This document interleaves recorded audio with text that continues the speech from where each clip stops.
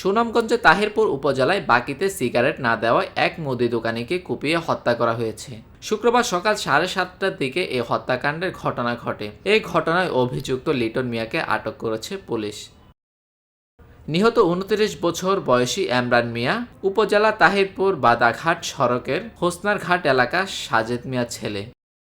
Police ও স্থানীয় সূত্রে জানা গেছে, তাহিরপুর বাদাঘাট সড়কের হোসনারঘাট এলাকায় বসতঘর লগোয়া একটি মুদির দোকান আছে এমরান মিয়ার। ঘটনার দিন সকাল 7টার দিকে তার দোকানে সিগারেট নিতে আসেন প্রতিবেশী লিটন মিয়া। লিটন এমরান মিয়ার কাছে বাকিতে সিগারেট চান, কিন্তু এমরান তা দিতে অস্বীকৃতি জানান।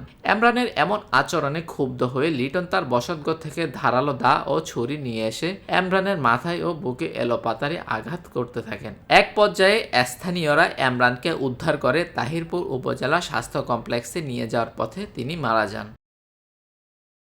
হত্যাকাণ্ডের বিষয়টি নিশ্চিত করে তাহিরপুর থানার ভারপ্রাপ্ত কর্মকর্তা ওসি মোহাম্মদ নাজিমউদ্দিন বলেন, ঘটনার পরপরই অভিযুক্ত যুবককে আটক করা হয়েছে।